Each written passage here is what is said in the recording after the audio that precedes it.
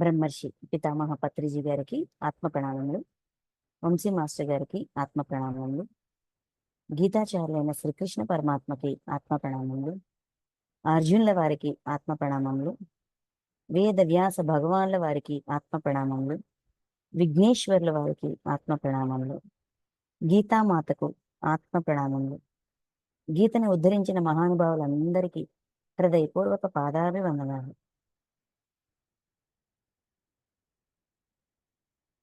Okay masters, so మనం ఈరోజు శ్రీమద్ భగవద్గీతలోని 13వ అధ్యాయం క్షేత్రజ్ఞ విభాగ యోగం. ఈ భగవద్గీతలోని ఈ మొత్తం 18 అధ్యాయాల్ని 3 భాగాలుగా చేస్తే మొదటి 6 అధ్యాయాల్ని కర్మయోగం అని, రెండో భాగమైన ఆ 6 అధ్యాయాలని భక్తి యోగం అని, ఆఖరి 6 అధ్యాయాల్ని జ్ఞాన యోగం అని అంటారు. ఈ జ్ఞానం అంటే ఏంటి, జ్ఞానాన్ని ఎలా తెలుసుకోవాలి అంటే ప్రతిదీ జ్ఞానమే అనుకుంటాం కదా. జ్ఞానాన్ని ఎలా గుర్తించాలి, అసలు జ్ఞానం అంటే ఏంటి, ఇవన్నీ ఇక్కడి నుంచి ఈ అధ్యాయం మొదలు మనకి తెలియజేయబడుతుంది. తెలుసుకున్న జ్ఞానాన్ని కేవలము మనం ఇక్కడ ఈ జన్మలో ఈ శరీరంతో ఈ పేరుతో ఈ ఐడెంటిటీతో ఉన్న మనం నేర్చుకోవడమే కాదు, మనం నేర్చుకుంటూ మన అంతరంలో ఉన్న మన జీవాత్మ వరకు కూడా ఈ జ్ఞానాన్ని ముందుకి నడిపించాలి.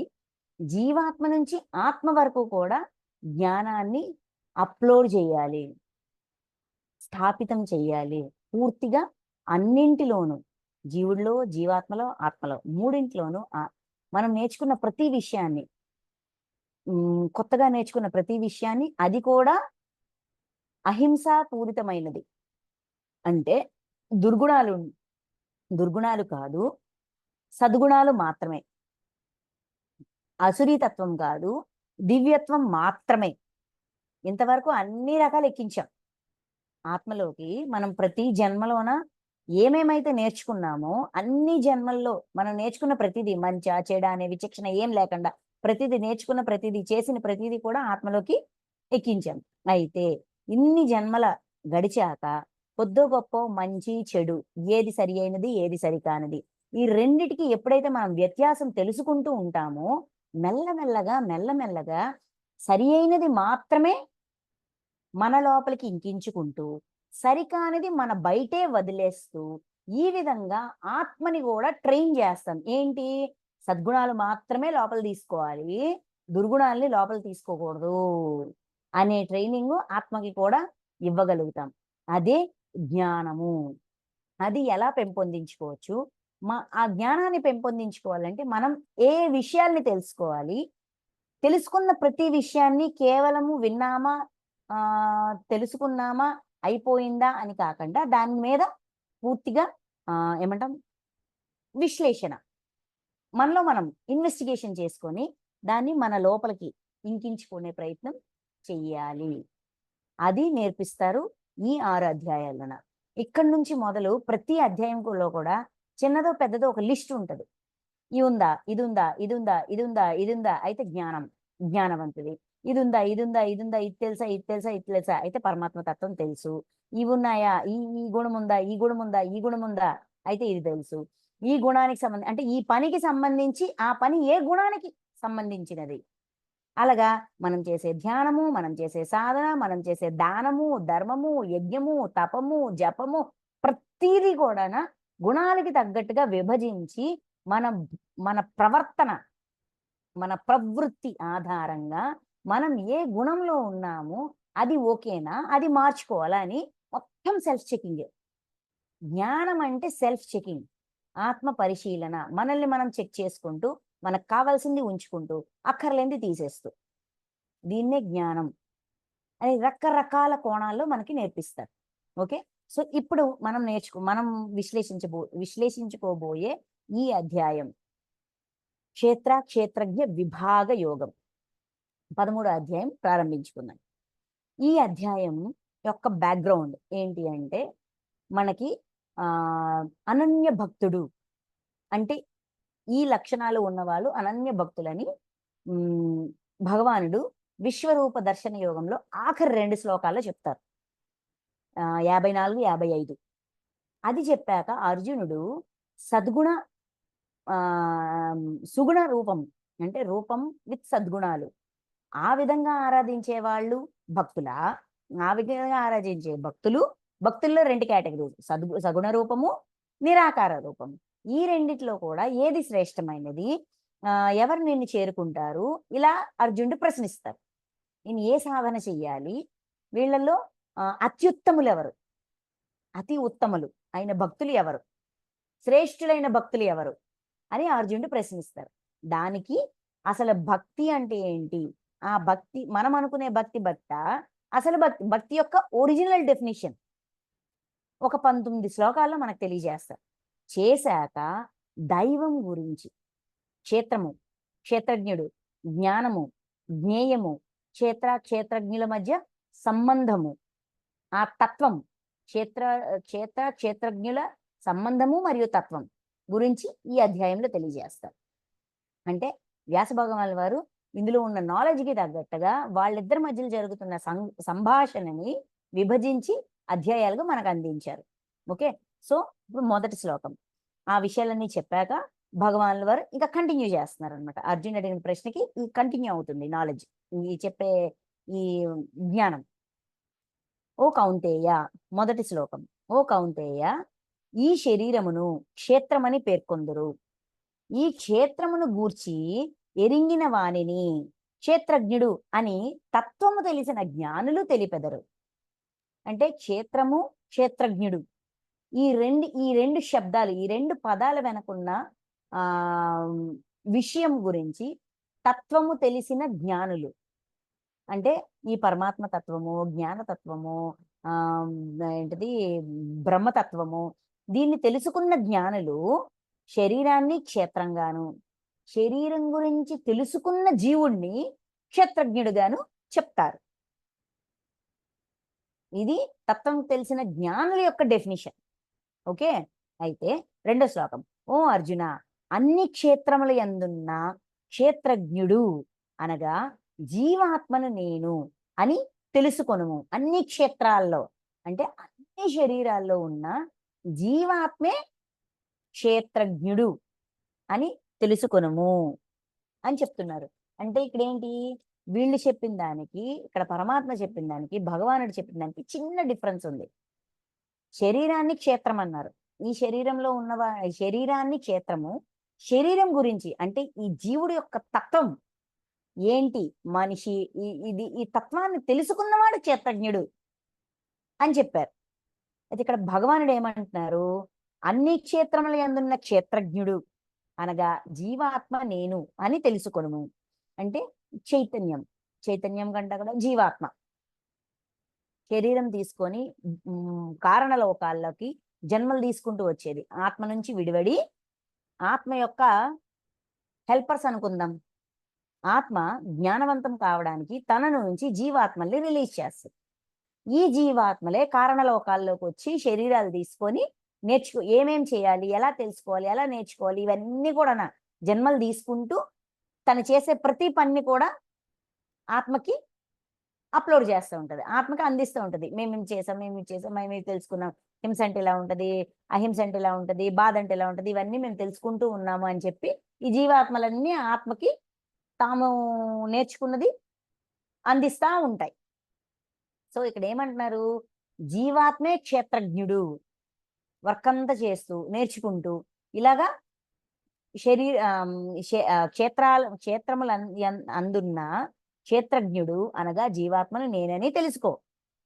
క్షేత్రజ్ఞులకు సంబంధించిన జ్ఞానము అనగా వికార సహిత అంటే త్రిగుణాత్మకమైన ప్రకృతి మరియు నిర్వికార పురుషుల తత్వములను గూర్చి తెలుసుకొనుటయే జ్ఞానము అని నా అభిప్రాయము.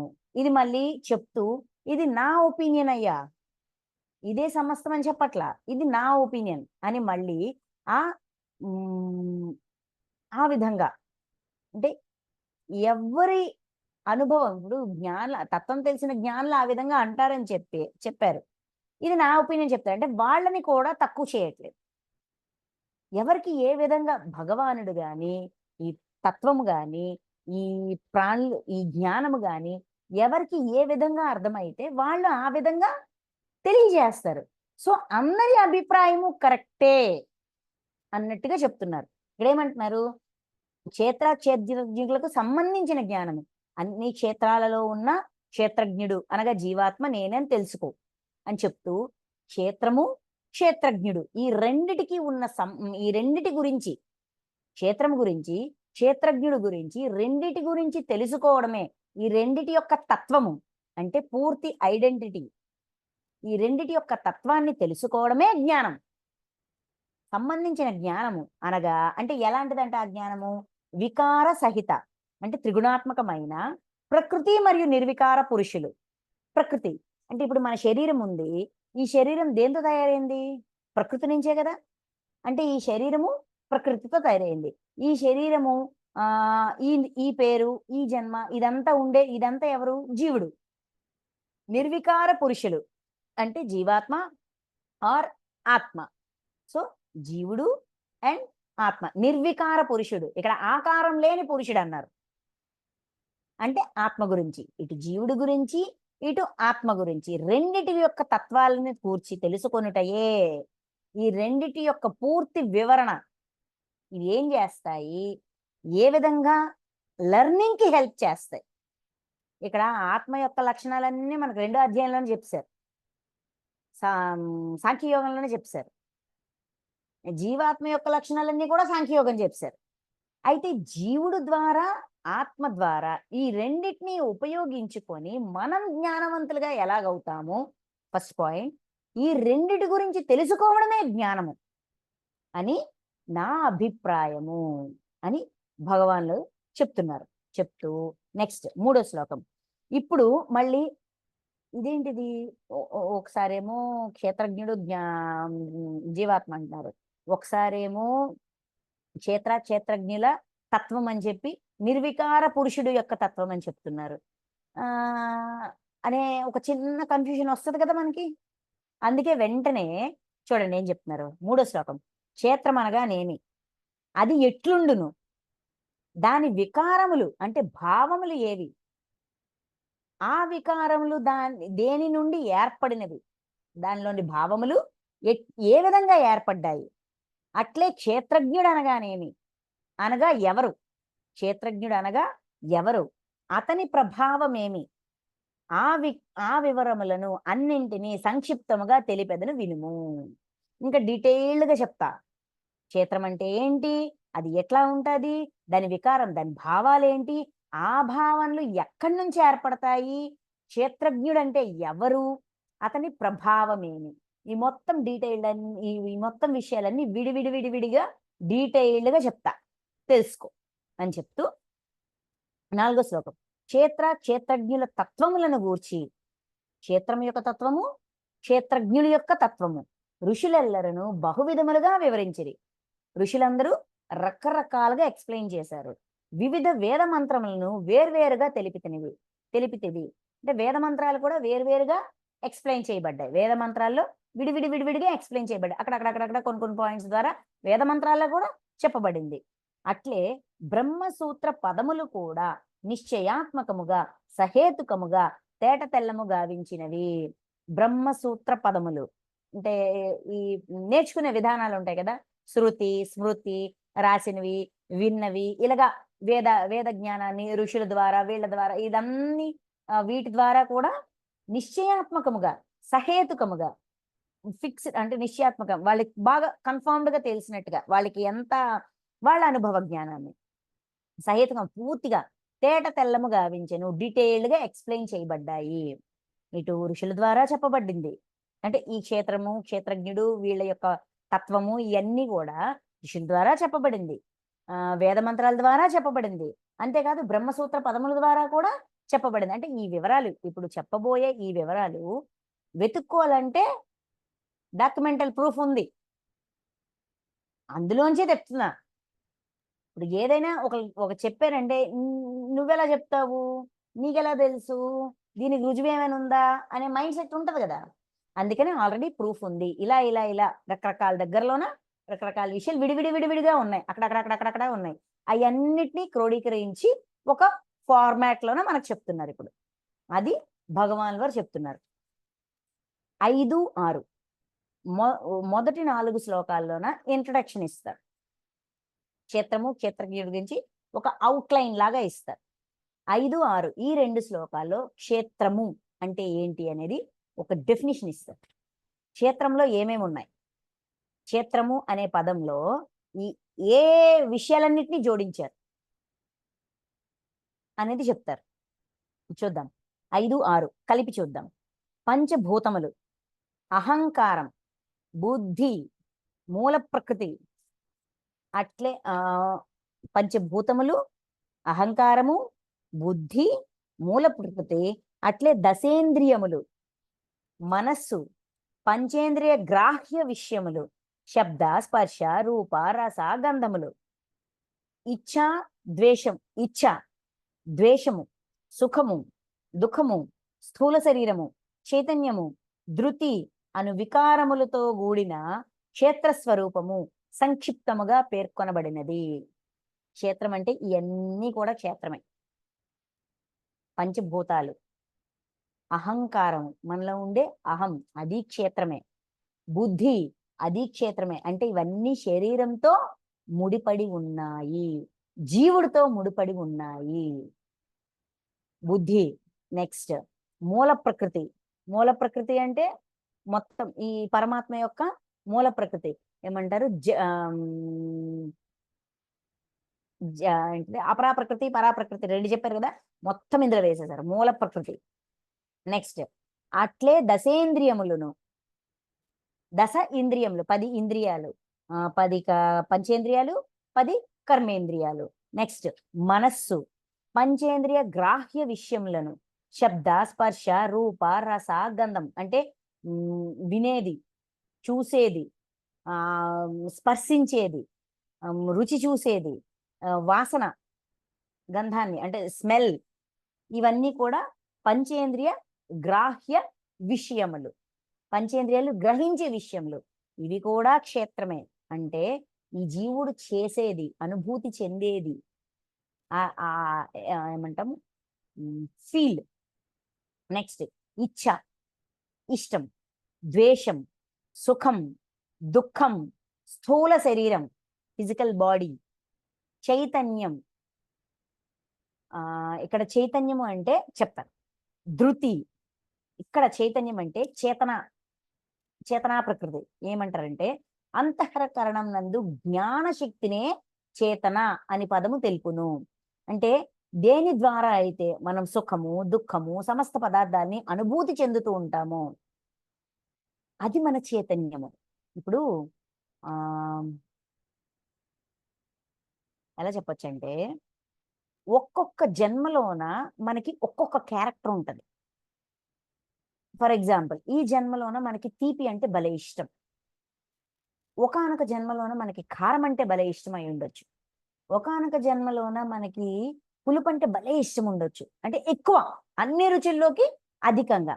అంటే ఆ చైతన్యంలో ఆ ఇష్టం ఉంది, ఈ చైతన్యంలో ఈ ఇష్టం ఉంది. అంటే మనకి నచ్చినది నచ్చనిది అనుభూతి చెందేది, whatever it may be, ఇష్టము అయిష్టం వీటన్నిటిని అనుభూతి చెందేదాన్ని చైతన్యము అంటారు. అంటే దీన్ని ఇది జీవాత్మ అండి, లేదంటే ఈ జీవుడా అండి అంటే దీని అర్థం ఏంటి అంటే అదొక ఎంటిటీ, అనుభూతి చెందే ఆ ఫీల్, అది చైతన్యం. ఇప్పుడు శ్రీమన్నారాయణ యొక్క చైతన్యము ఒక వామనావతారంలోనూ ఉంది, అక్కడ వామనుడు అనే చైతన్యం. తర్వాత ఏంటిది కూర్మావతారంలోనూ ఉంది, అదొక చైతన్యం. అదేవిధంగా నరసింహావతారంలో ఉంది, అదొక చైతన్యం. కృష్ణావతారం అదొక చైతన్యం, కృష్ణ అనేది ఒక చైతన్యం, రామ అనేది ఒక చైతన్యం. ఈ ఒక్కొక్క చైతన్యంలోన ఒక్కొక్క ఐడెంటిటీ ఉంది, ఒక్కొక్క తత్వం ఉంది. అవునా కదా?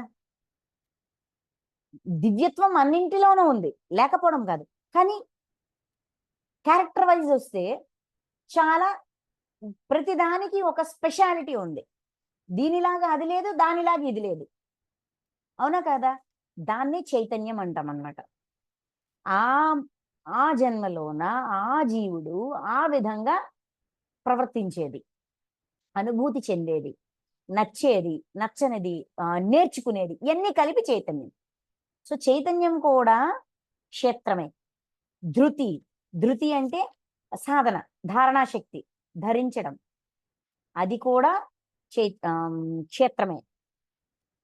అను వికారములతో కూడిన, వికారములు అంటే ఇవన్నీ ఫీలింగ్స్, ఎమోషన్స్ అన్నమాట. ఈ ఈ రకరకాల భావనలతో కూడిన క్షేత్ర స్వరూపమును సంక్షిప్తముగా పేర్కొనబడినది. ఇదంతా కూడా అంటే సంక్షిప్తంగా, అంటే మొత్తం వీళ్ళందరి అన్నిటిలోంచి క్రోడీకరించి తీస్తే సంక్షిప్తంగా, కొంచెంగా, బ్రీఫ్గా ఇది క్షేత్రము. 5, 6 ఈ 2 శ్లోకాల్లో క్షేత్రం అంటే ఏంటో మనకి తెలియజేశారు. రైట్. కరెక్ట్‌గా చెప్పాలంటే, మామూలుగా మన భాషలో చెప్పాలంటే క్షేత్రం అంటే పొలం, ల్యాండ్, భూమి. గట్టిగా ఏంటంటే పొలం అంటారు. ఆ పొలంలోన ఇప్పుడు విత్తనాలు వేస్తే అది మొలకెత్తి మొక్కలుగా మారి పంటగా మారుతది కదా! అంటే విత్తనాలు జల్లడానికి, ఒక విత్తనం వేస్తే అది మొలకెత్తి అది ఒక వృక్షంగానో, ఒక మొక్కగానో మారి మళ్ళీ అది ఫలాలను ఫలాలను అందించేంత సారవంతంగా క్షేత్రం ఉన్నప్పుడు బీజం మొలకెత్తుతది. అంటే మన పునాది అనుకోవచ్చు. మనం జ్ఞానం నేర్చుకోవడానికి, మనం సాధన చెయ్యడానికి, మనం సాధకులుగా అయ్యి, మనం జ్ఞానవంతులయ్యి, తద్వారా దివ్య జ్ఞానవంతులయ్యి, తద్వారా దివ్యత్వాన్ని సంతరించుకొని, తద్వారా పరమాత్మ స్థితికి ఎదగడానికి మనకి అందించబడిన పొలం, పునాది. బుద్ధి ఉండాలి, మనసు ఉండాలి, ఇంద్రియాలు ఉండాలి, లక్షణాలు ఉండాలి, శరీరము ఉండాలి, చైతన్యము ఉండాలి, ఏంటిది ద్వేషము, కోపము ఇటువంటి భావనలు ఉండాలి, ఇంద్రియాలు ఉండాలి, ఇంద్రియ గ్రాహ్య విషయములు ఉండాలి. ఇవన్నీ ఉంటే వీటి యొక్క సహాయముతో మెల్లమెల్లగా మెల్లమెల్లగా మెల్లమెల్లగా మనము జీరో నుంచి దివ్యత్వం వైపు ప్రయాణం చేయడానికి ఇవన్నీ మనకి ఇవ్వబడిన ఎంటిటీస్, రా మెటీరియల్. ఇంకా ఈజీగా, ఇంకా అర్థమయ్యేటట్టు చెప్పాలంటే అందుకే దాన్ని క్షేత్రము అన్నారు. క్షేత్రము సదునుగా ఉన్నప్పుడే విత్తనం మొలకెత్తుతుంది. బీడు భూముల్లోన, ఎండిపోయిన భూముల మీద విత్తనాలు వేస్తే ఏమవుతాయండి? మొలకెత్తుతాయా? మొలకెత్తవు కదా. భూమి సదునుగా ఉండి దానికి తగ్గ నీరు, ఆ మెత్తదనము, ఆ వాతావరణము, సూర్యరశ్మి అన్నీ ఫేవరబుల్ కండిషన్స్ అన్నీ ఉండి విత్తనం మొలకెత్తుతుంది. ఈ ఆత్మ జ్ఞానవంతం అవ్వాలి అంటే దానికి కావలసినవన్నీ ఈ రా మెటీరియల్సే క్షేత్రము. అంటే ఇవన్నీ ఎవరిస్తారు మనకి? భగవంతుడు అందిస్తారు. ఓకే, ఇది క్షేత్రం యొక్క తత్వం. నెక్స్ట్ 7 నుంచి 11 ఈ మొత్తం 5 శ్లోకాలు. ఈ 5 శ్లోకాల్లో జ్ఞానం అంటే ఏంటి చెప్తారు. ఓకే, ఇది ఒక లిస్ట్ అండి. లిస్ట్ చక్కగా మనం రాసి పెట్టుకోవచ్చు. తాను శ్రేష్ఠుడనను భావము లేకుండుట, తాను శ్రేష్ఠుడు, the best, I am the best అనే భావన లేకుండా ఉండడం జ్ఞానంకి మొదటి క్రైటీరియా, మొదటి పాయింట్. నెక్స్ట్ డాంబికము లేకుండుట. డాంబికం అంటే గొప్పలు చెప్పుకోవడం అనమాట. ఉన్నది లేనట్టు, లేనిది ఉన్నట్టు, అలాగా గొప్పలు చెప్పుకోవడం, డాంబికం లేకుండుట. అహింస, అహింసలో ఉండటం. క్షమాగుణం, క్షమించగలగడం. క్షమాగుణం, క్షమాగుణం అంటే ఏంటో మనకు ముందు అధ్యాయంలో చెప్పారు భక్తి యోగంలోన. అపరాధికి సైతమును అభయమిచ్చుట క్షమాగుణం కదా. సో క్షమాగుణం ఉంటే అంటే మనలోన శ్రేష్ఠుడు అనే భావం లేకపోతే, డాంబికం లేకపోతే, అహింసలో మనం ఉంటే, మనలో క్షమాగుణం ఉంటే మనోవాక్కుల యందు సరళత్వము, మనస్సు యందు వాక్కు యందు సరళత్వము, సౌమ్యంగా మాట సరళంగా, కటువుగా కాకుండా సరళంగా, మనసులో కూడా కటుత్వం లేకుండా సరళంగా, టేక్ ఇట్ ఈజీ లాగా ఉంటే శ్రద్ధాభక్తులతో గురుజనులను సేవించుట. శ్రద్ధతో భక్తితో గురువులను జనులను, గురుజనులు అంటే ఓన్లీ గురువులే కాదు, గురువులను జనులను అంటే గురువుల్ని మిగతా వాళ్ళని అందరినీ కూడా సేవించడం. సేవించే అవకాశం అంటే సేవ చేసే అవకాశం వచ్చినప్పుడు శ్రద్ధతో భక్తితో అంటే విశ్వాసంతో చేసే గుణం మనలో ఉంటే బాహ్యాభ్యంతర శుచిత్వము అంటే బాహ్యము అంతరము, బయట శరీరాన్ని లోపల అంతరంగాన్ని కూడా శుద్ధంగా శుచిగా ఉంచుకోగలగడము. అంతఃకరణ స్థిరత్వము, అంతరంగంలో స్థిరత్వము అంటే మనం నమ్మిన సిద్ధాంతం పట్ల స్థిరంగా నిలబడగలగడం. నేను అహింసలోనే ఉంటాను అంటే ఏమైనా జరగని హింస చేయకుండా ఉండడం. ఆ మాట మీద మనకి మనం తీసుకున్న సంకల్పాల పట్ల స్థిరంగా ఉండగలగడం, అది అంతఃకరణ స్థిరత్వము. మనస్సింద్రియములు నిగ్రహము, శరీరేంద్రియములు, మనస్సు శరీరము ఇంద్రియాలు అన్నిటిలోని నిగ్రహము, ప్రతిదాన్ని ఎప్పుడు కావాలంటే అప్పుడు వినియోగిస్తూ అవసరం లేనప్పుడు వాటిని బంద్ చేయగలగడం, స్టాప్ చేయగలగడం. ఇది 9 పాయింట్లు ఇక్కడ ఇచ్చారా? నెక్స్ట్ 8వ శ్లోకం. ఇంద్రియార్థముల యందు వైరాగ్యము, ఇంద్రియ అర్థముల యందు, ఇది 10వ పాయింట్. ఇంద్రియ అర్థముల యందు వైరాగ్యము అంటే ఇహపరలోక భోగములన్నింటి యందును ఆసక్తి లేకుండుట. ఆసక్తి లేకుండా ఎలాగవుద్దండి? అది అనుభూతిగా మారిపోతే, అది పూర్తిగా అనుభూతిగా మార్చుకోగలిగిన వాడికి ఆసక్తి ఉండదు. అంటే ఏదైతే తెలుసుకోవాలనుకుంటున్నామో దాన్ని తెలుసుకుని దాన్ని అనుభూతిగా మార్చుకోగలిగినప్పుడు దాని మీద ఆసక్తి ఉండదు. ఎందుకంటే కోరిక వస్తుంది, కోరిక వేరు ఆసక్తి వేరు. కోరిక వస్తుంది, కోరికకి ఆసక్తిని కలిపితే ఖచ్చితంగా పొంది తీరాలి అనే పంతం వస్తుంది. కోరిక కలిగినప్పుడు ఇదా చెక్ చేసుకుందాం, ఏ జన్మలో నెరవేరిందో లేదో చెక్ చేసుకుందాం. చెక్ చేసుకుని ఇది ఫుల్ఫిల్ అయిపోయిందబ్బా, ఈ కోరిక ఫుల్ఫిల్ అయిపోయింది, సో దీంతో మనకు పనిలే అని విడిచిపెట్టగలగడం. ఆత్మయందు ఆత్మ ద్వారా సంతుష్టుడైన వాడు యోగీశ్వరుడు. అంటే సంతుష్టి దేని వల్ల? పొందిన అనుభూతిని ఆస్వాదనగా మార్చి ఆత్మలో అప్లోడ్ చేసుకున్నప్పుడు 10 సార్లు అదే అనుభవాన్ని కోరుకోం కదా. ఒకే విషయం కోసం 10 జన్మలు తీసుకుంటామా? ప్రతి జన్మలో అదే పొందుతూ ఉంటామా? బోర్ కొట్టదు మనకి. అందుకని ఇంద్రియార్థముల యందు వైరాగ్యము, పొందిన వాటిని మళ్ళీ పొందాలి, మళ్ళీ పొందాలి అని వ్యామోహంలోకి మోహంలోకి వెళ్ళకుండా ఆల్రెడీ పొందేశానయ్యా అని తృప్తి పడిపోతే ఆసక్తి అనేది ఆటోమేటిక్ గా మాయమైపోతుంది. ఇదొక గుణం, 10వ పాయింట్. నెక్స్ట్ అహంకార రాహిత్యము, అహంకారం లేకుండా ఉండగలగడం. జన్మ మృత్యు జర రోగాల యందు దుఃఖ దోషములను పదే వెతుకుట. జన్మ వెనక, మృత్యు వెనక, జర ముసలితనం వెనక, రోగం వెనక ఉన్న దుఃఖ దోషములు, ఈ 4 దుఃఖాన్ని కలిగిస్తాయి. జన్మ దుఃఖాన్ని కలిగిస్తుంది. అంటే జన్మ దుఃఖాన్ని ఎలా కలిగిస్తుందండి? పుడుతూ కొంచెం బాధపడతారు అంటారు. దుఃఖం అంటే ఎలా చెప్పచ్చు, కొన్నిసార్లు కొన్ని జన్మల వెనక బాధ కూడా ఉంటది. కొంతమంది ఏమనుకుంటారు, అమ్మాయి పుట్టాలి అనుకుంటారు, కానీ అబ్బాయి పుడితే అదో దుఃఖం. వాళ్ళు పడుతున్న ఆ దుఃఖాన్ని అంటే వాళ్ళకి నచ్చనిది జరిగింది కాబట్టి దాన్ని నా పిల్లల మీద కూడా చూపిస్తుంటారు. అలాగా కొన్ని జన్మల వల్ల దుఃఖం వస్తుంది. ఇది ఒక ఎగ్జాంపుల్ అంతే. ఇలాంటివి చాలా ఉంటాయి. ఏదో కోరుకుంటే ఏదో వచ్చారు, తెలివైన కొడుకు కావాలనుకున్నాను కానీ చేతకానాడు వచ్చాడు, ఇలాగా పుట్టుకని దుఃఖంగా మార్చుకోవడం రకరకాలుగా ఉంటాయి.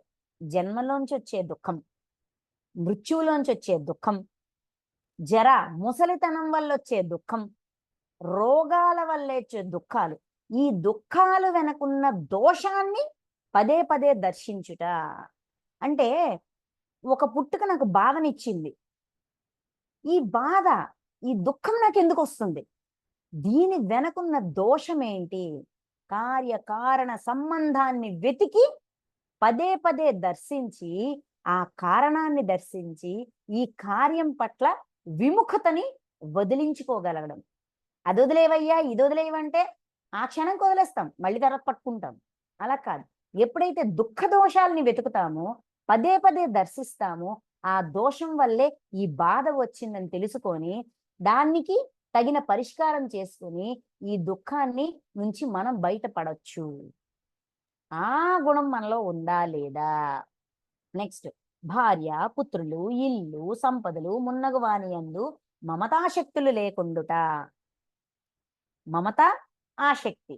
మమత అంటే రాగము, ఇష్టము, ఆసక్తి. ఇది లేకపోతే నేను ఉండలేను, ఉండి తీరాల్సిందే, నాదే, ఇది నాదే, నేను ఎవడికి వదలను. ఇది భార్య, పుత్రులు, ఇల్లు, సంపదలు, అటాచ్మెంట్స్. ఈ సింపుల్ గా ఒక్క మాటలో చెప్పాలంటే అటాచ్మెంట్స్. ఆసక్తి లేకుండా ఉండడం.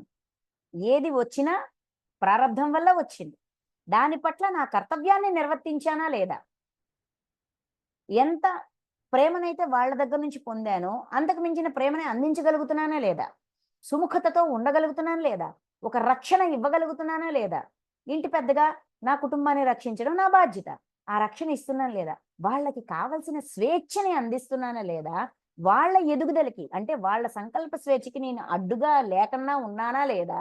అండ్ వాళ్ళు కోరుకున్న ప్రతీదీ అంటే వాళ్ళ జన్మ ప్రణాళికకి నేను వ్యతిరేకంగా, ఆటంకంగా లేకుండా, ఆ స్వేచ్ఛను కూడా వాళ్ళ లెర్నింగ్‌కి నేను అడ్డుపడకుండా ఉన్నానా లేదా అని చెక్ చేసుకుంటూ, కేవలం అంతవరకే పరిమితంగా ఉంటూ, నా వల్లే వీళ్ళింత బాగున్నారనేది కర్తృత్వ భావాన్ని తీసేయడమే మమతాశక్తులు లేకుండా ఉండటం. ఇష్టానిష్ట వస్తు ప్రాప్తి వలన ఎట్టి మనోవికారములను లోను కాకుండుట. ఇష్ట, అయిష్ట, నచ్చినది, నచ్చనిది వస్తువు ప్రాప్తించింది, పొందాము, వలన ఎట్టి మనోవికారములు, నచ్చింది పొందిన, నచ్చనిది పొందిన, నచ్చనిది పొందిన మనస్సులో వికారములు, భావనలు లేకుండా, ఓకే, ఏది వచ్చినా కూడా ఆ పరమాత్మ అందించారని ఈజీగా యాక్సెప్ట్ చేయగలగడం. నచ్చిందైనా నచ్చందైనా ఎల్లప్పుడూ సమభావంతో ఉండుట. ఎప్పుడు సమభావం, అందరి పట్ల ఒక రకమైన భావనతోటే, అన్నింటి పట్ల ఒక రకమైన భావనతోటే ఉండగలగడం. పరమేశ్వరుడైన నాయందు అనన్య యోగము ద్వారా అవ్యాభిచారిణి భక్తి కలిగి ఉండుట. అవ్యాభిచారిణి అంటే అన్ని ప్రాణులలో, అన్ని దేహాలలో, అన్ని శరీరాలలో అంతటా ఈ విశ్వమంతా నిండి ఉన్నది ఆ పరమాత్మ అనే అవగాహనతో. ఆ అవగాహన మాత్రమే ఉంటే సరిపోదు, దానికి తగ్గట్టుగా ప్రవర్తన కూడా ఉండాలి. అంటే అనన్య విశ్వాసం ఉండాలి. ఏది జరిగినా ఆయన చూసుకుంటాడన్నంత విశ్వాసంతో ఉండగలగడం. ఏకాంత పవిత్ర ప్రదేశమున వసించి ప్రవృత్తి కలిగి ఉండుట. అంటే ఏకాంతంగా ఉండడం. ఏకాంతంగా ఉండడం అంటే అందరినీ వదిలేసి వెళ్ళిపోవడం కాదు. 100 మందిలో ఉన్నా కూడా మన పని మీద, మన చేత మీద, మన ఆలోచన మీద మనం దృష్టి పెట్టుకుంటూ, చుట్టూ 100 డిస్టర్బెన్సెస్ ఉన్నా కూడా మనం వాటికి ఎఫెక్ట్ అవ్వకుండా, వాటి ప్రభావం మన మీద పడకుండా ఉండగలగడం. అంతేకాకుండా కొంత సమయం ఏకాంతంగా గడపడం. అంటే ధ్యానం చేసుకోవడానికో, మనల్ని మనం మన కోసం మనం కేటాయించుకోగలగడం.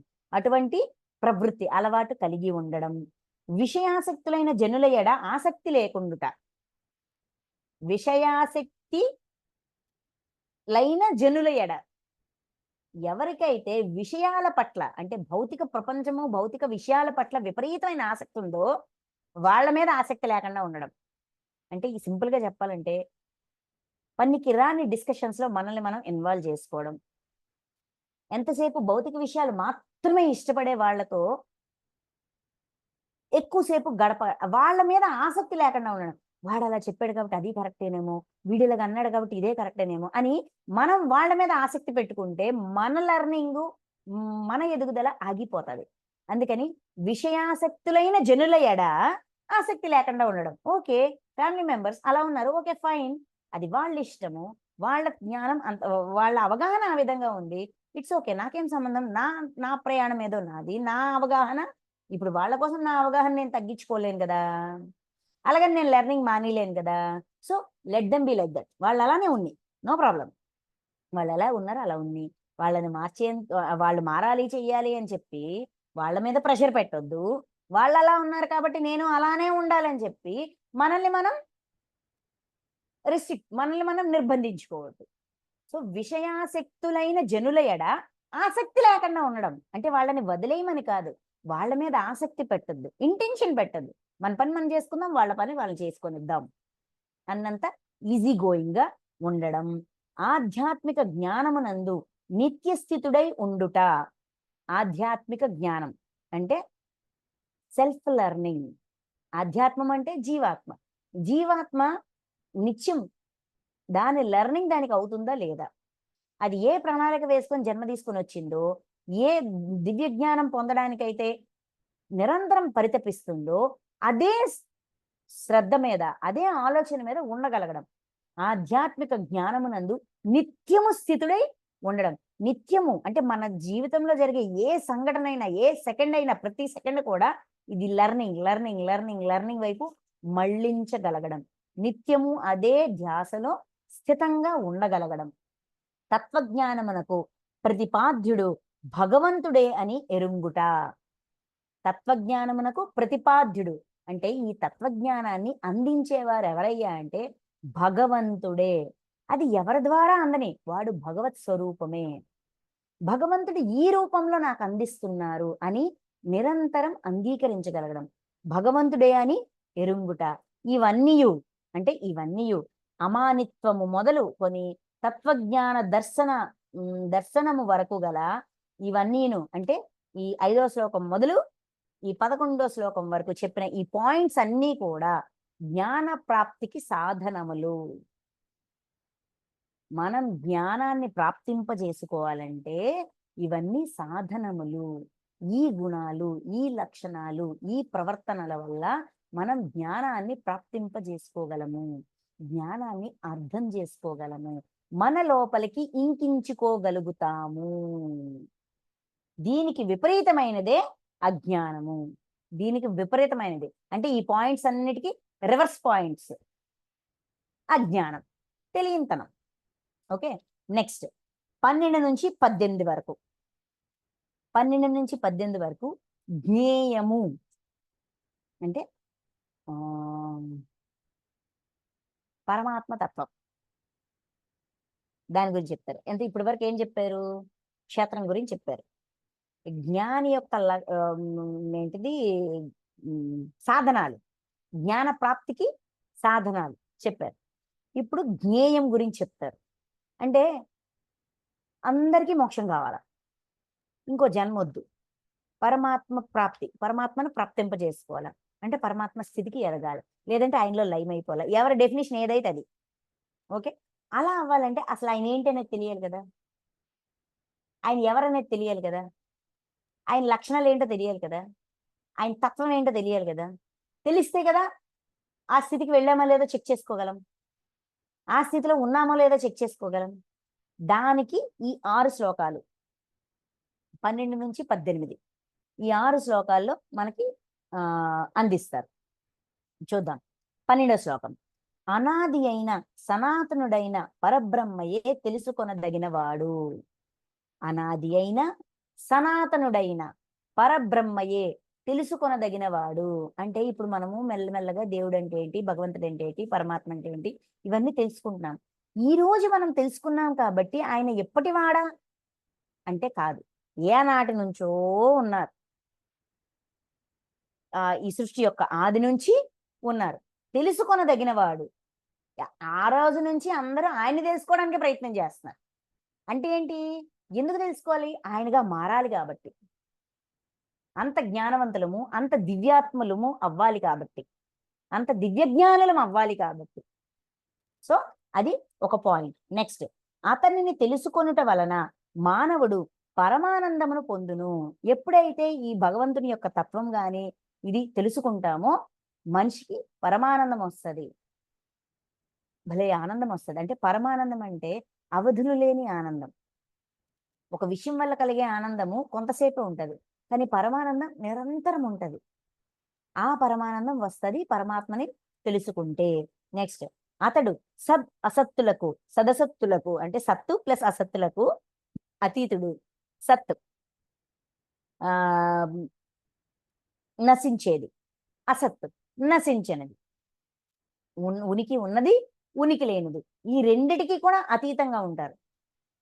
ఆ క్షణానికి ఉనికి ఉందనిపిస్తుంది, ఆ క్షణానికి ఉనికి లేదనిపిస్తుంది, ఈ రెండిటికి అతీతంగా ఉండేవాళ్ళు. ఆ పరమాత్మను గురించి సమగ్రముగా నీకు తెలుపుచున్నాను. అటువంటి పరమాత్మ గురించి, అటువంటి లక్షణములున్న ఆ పరమాత్మ గురించి నీకు సమగ్రముగా అంటే డీటెయిల్డ్‌గా చెప్తాను అర్జున అని చెప్తున్నారు. 13వ శ్లోకం.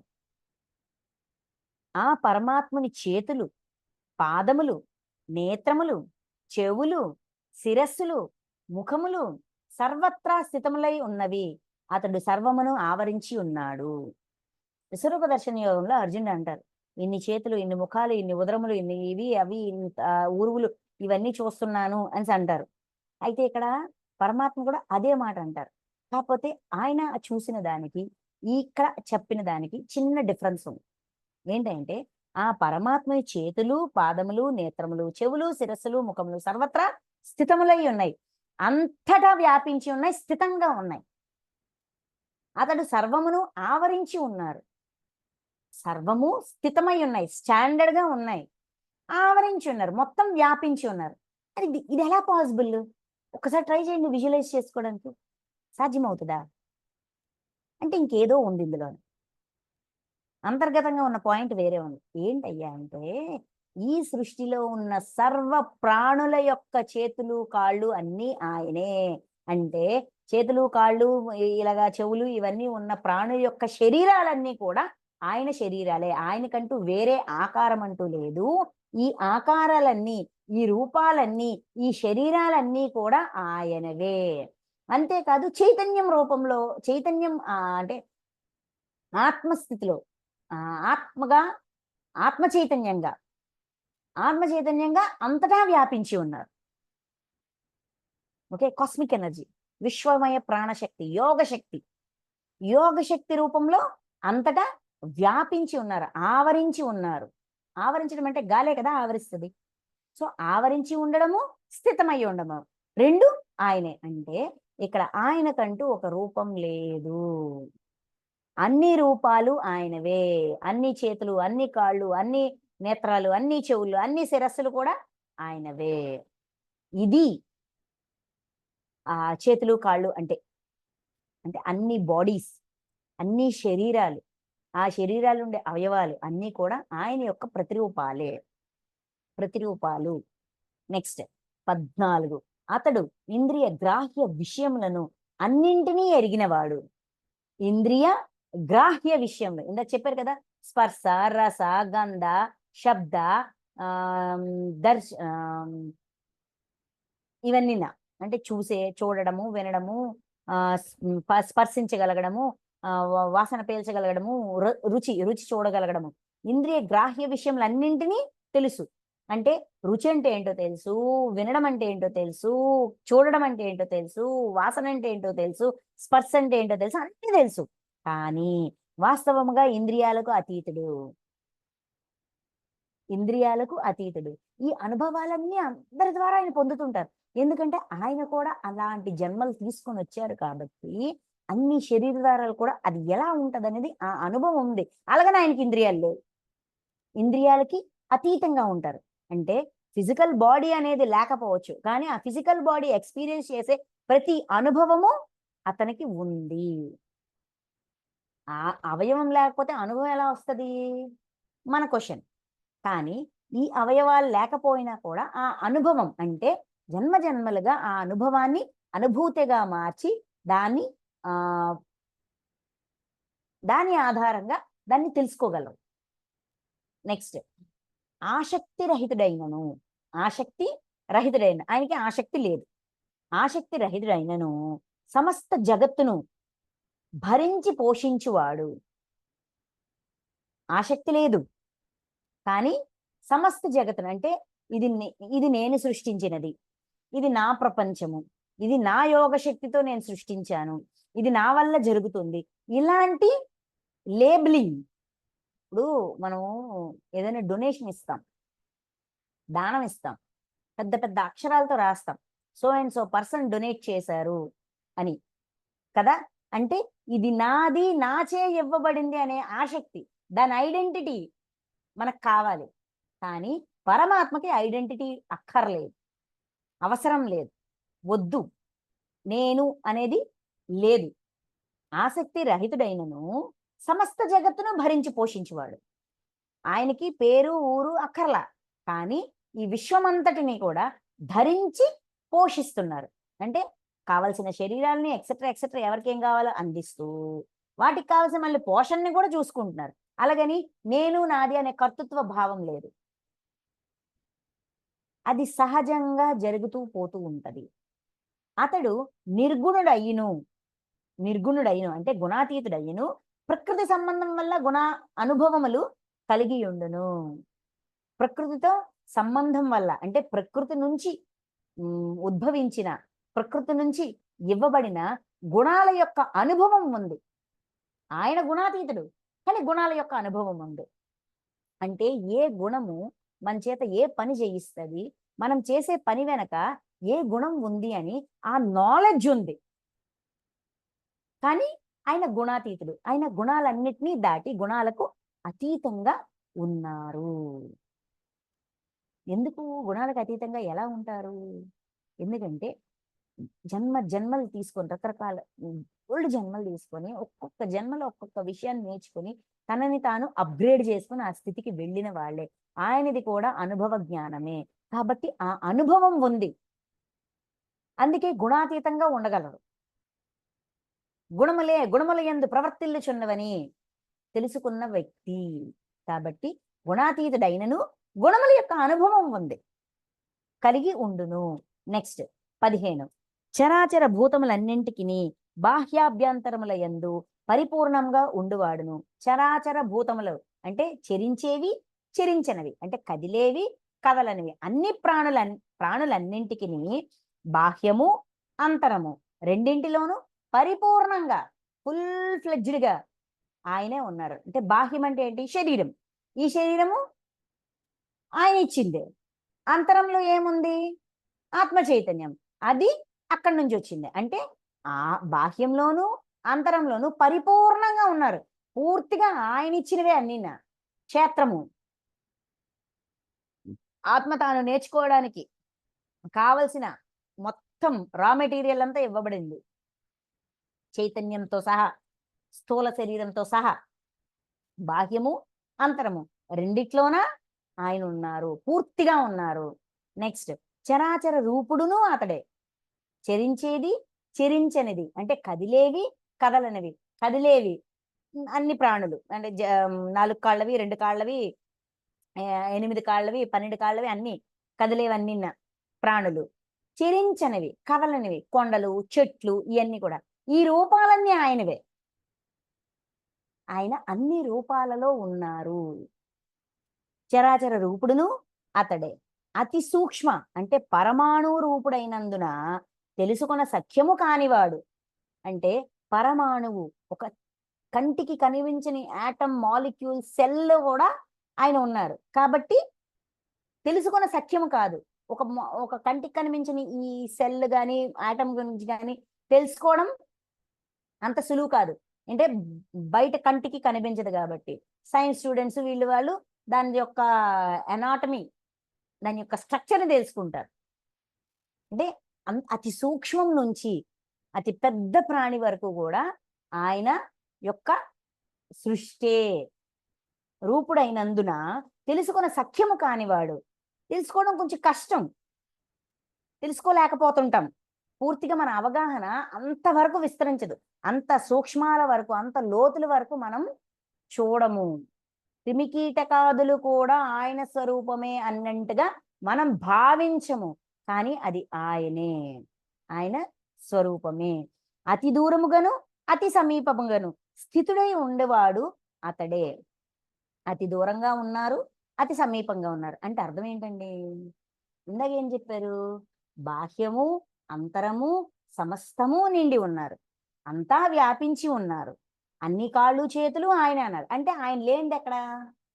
మరి దూరము దగ్గర ఏంటి? మన భావన. దగ్గరగా ఉన్నారు అని మనం భావిస్తే దగ్గరగానే ఉంటారు, దూరంగా ఉన్నారని మనం భావిస్తే దూరంగానే ఉంటారు. ఓకే, అంటే మన భావనని బట్టి ఆయన మనకి అతి దగ్గరగానే ఉంటారు.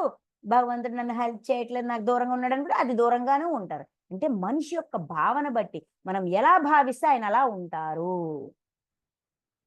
పరమాత్మ ఆకాశం వలె విభజించుటకు వీలు లేని ఒకే రూపమున పరిపూర్ణుడై ఉన్నను. ఆకాశాన్ని విభజించలేం కదా, ఇది నా మొక్క, ఇది ఈ మొక్క, ఇది ఆకాశం, ఇది మంది కాదని విభజించలేం. అంతా కూడా మొత్తం కలిసే ఉంటది కదా, డివైడ్ చేయడం కుదరదు. ఎయిర్లో స్పేస్ని, ఈ స్పేస్ ఇన్ని నాటికల్ మైల్స్ వరకు ఈ కంట్రీది అని చెప్తాం. ఆ లెవెల్ దాటితే ఎవరికి దాని మీద హక్కు లేదు కదా, విభజించలేము. అదేవిధంగా పరమాత్మ ఆకాశము వలె, అంటే పరమాత్మని ఆకాశంతో కంపేర్ చేస్తున్నారు, పోల్చి చెప్తున్నారు. విభజించుటకు వీలు లేని ఒకే రూపంన పరిపూర్ణుడై ఉన్నను. విడదీయడానికి వీలు లేకుండా ఒకే రూపంలో ఉన్నా కూడా సమస్త చరాచర ప్రాణుల రూపంలో వేరువేరుగా గోచరించుచుండును. రకరకాల రూపాలలో వేరువేరుగా కనిపిస్తుంటారు. అంటే మనుషుల్లో కూడా చూడండి, ఇప్పుడు మనిషి అంటాం, మనుషుల్లో కూడా రకరకాల రూపాలు ఉంటాయి. పొట్టి, పొడుగు, తెలుపు, నలుపు, బాగా తెలుపు, ఎరుపు, ఈ రకరకాల జుత్తులు, రకరకాల రంగులు, రకరకాల కళ్ళు, రకరకాల ముక్కులు, ఇలాగ ఎన్ని రూపాలు. ఈ సృష్టిలో మనకి తెలిసిన మన ఊర్లో పోని చూసుకుందాం. మనం ప్రపంచం మొత్తం కంపేర్ చేయలేం కానీ మన ఊర్లో పోని, మన వీధిలో ఒక 100 మంది ఉన్నారనుకున్నాం. 100 మందిలో ఏ ఒక్కడికైనా పోలికలు ఉంటాయా? ఆలోచించండి. ఎక్కడో ఒక కన్ను కలిస్తే కలచ్చు, హెయిర్ స్టైల్ కలిస్తే కలచ్చు, కానీ ఎవ్రీ ఇండివిజువల్ డిఫరెంట్ రూపం. యాజ్ ఇట్ ఈస్ జిరాక్స్ వేసినట్టు ట్విన్స్ లో కూడా చిన్న డిఫరెన్స్ ఉంటుంది, కవల పిల్లల్లో కూడా చిన్న డిఫరెన్స్ ఉంటుంది. ఒకేలాంటి రూపాలు ఎక్కడ ఉండవు. అలాగే జంతువుల్లో కూడా, కుక్కల్లో కూడా, పిల్లుల్లో కూడా తెల్లదో, నల్లదో, సొక్కో, మచ్చో ఏదో డిఫరెన్స్ ఉంటుంది. అలాగా సమస్త చరాచర రూపాలలో, ప్రాణుల రూపాలలో చరించేవి, చరించనివి. కొన్ని 2 గడ్డి మొక్కలనే తీసుకుందాం, 2 గడ్డి మొక్కలు కూడా ఒకలాగా ఉండవు. 2 మామిడి చెట్లు కూడా ఒకలాగా ఉండవు. బంగిడిపిల్లి చెట్లే కావచ్చు, దీని కొమ్మ కొంచెం ఇటు పెరుగుతుంది, దాని కొమ్మ కొంచెం అటు పెరుగుతుంది, అందులో కూడా డిఫరెన్స్ ఉంటుంది. రకరకాల రూపాలలో వేరువేరుగా గోచరించి చుండును. మొత్తం అంతా ఒకటే చైతన్యం అయినా రూపాలు వేరువేరుగా ఉంటాయి, అంటే యూనిటీ ఇన్ డైవర్సిటీ. నెక్స్ట్, ఆ పరమాత్మయే సృష్టికర్త అయిన బ్రహ్మగా, పోషకుడైన విష్ణువుగా, లయకారుడైన రుద్రునిగా తెలుసుకొనుము. అంటే మనుషులలో వ్యత్యాసాలు చూస్తున్నాం, ప్రాణులలో వ్యత్యాసాలు చూస్తున్నాం, జంతువుల్లో వ్యత్యాసాలు చూస్తున్నాం, అవన్నీ పీకేశారు. ఇప్పుడు ఏమంటున్నారు, దైవంలో వ్యత్యాసాలు కూడా తీసేయండి. ఏంటిది, విష్ణువని, వైష్ణవులని, శైవ్యులని, అదని ఇదని రకరకాలుగా దైవం పేరెట్టి కూడా మనలో మనం విభజనలు చేసుకుంటాం. కాబట్టి అవి కూడా తీసేస్తున్నారు. ఏంటిది, సృష్టికర్త అయిన బ్రహ్మగా, పోషకుడైన విష్ణువుగా, లయకారకుడైన రుద్రునిగా తెలుసుకొనదగినవాడు. అంటే వీళ్ళందరూ కూడా ఆయన స్వరూపాలే. కాబట్టి ఆ విభజన కూడా, మనలోన ఉన్న రకరకాల విభజనలన్నీ కూడా తీసేస్తే మనకి పరమాత్మ తత్వం అర్థమవుతుంది. అదే పరమాత్మ స్వరూపం. నెక్స్ట్ 17, ఆ పరబ్రహ్మ అన్ని జ్యోతులకును జ్యోతి, మాయాతీతుడును, జ్ఞాన స్వరూపుడును, తెలుసుకొనదగిన వాడును, తత్వజ్ఞానము ద్వారా ప్రాప్యుడును అతడే.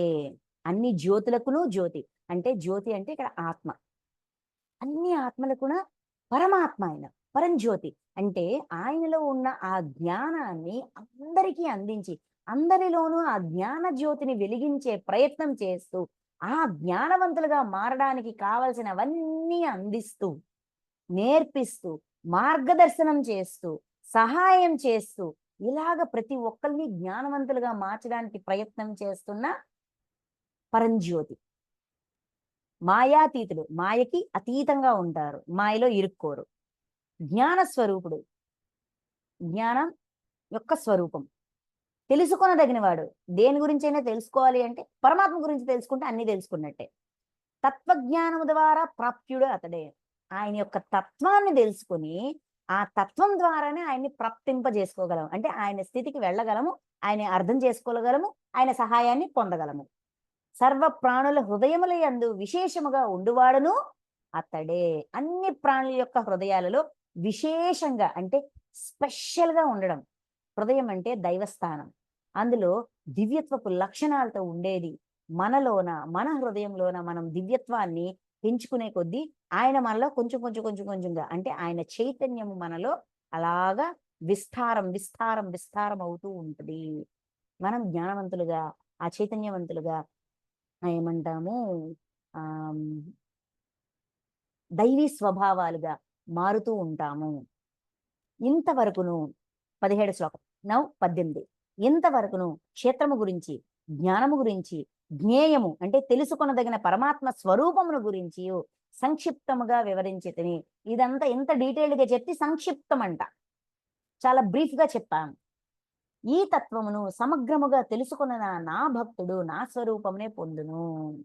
ఈ తత్వమును సమగ్రముగా అంటే జ్ఞా క్షేత్రం యొక్క తత్వము, జ్ఞానం యొక్క తత్వము, జ్ఞేయము యొక్క తత్వము సమగ్రంగా, డీటెయిల్డ్‌గా, ఫుల్‌గా తెలుసుకొనున్న నా భక్తుడు నా స్వరూపమునే పొందుడు. ఎవరైతే ఈ విషయాలన్నీ పూర్తిగా అవగాహన చేసుకుంటారో, తమలో ఈ లక్షణాలన్నిటిని పెంపొందించుకుంటారో, తాము జ్ఞానవంతులుగా మారుతారో, క్షేత్రము ఏంటి, క్షేత్రజ్ఞుడు ఏంటి అనే వివరాల్ని తెలుసుకొని దానికి తగ్గట్టుగా తన లెర్నింగ్ కంటిన్యూ చేస్తారో, వాళ్ళు నా స్వరూపమునే పొందును. అంటే పరమాత్మ తత్వం, పరమాత్మ అంత జ్ఞాన స్వరూపంగా, అంత జ్ఞానవంతులుగా మారుతారు అని చెప్తున్నారు. ఈరోజు మనం ఇక్కడ ఆపుకుందాం. మిగతా శ్లోకాలు రేపు చూసుకుందాం. Thank you masters. Thank you so much.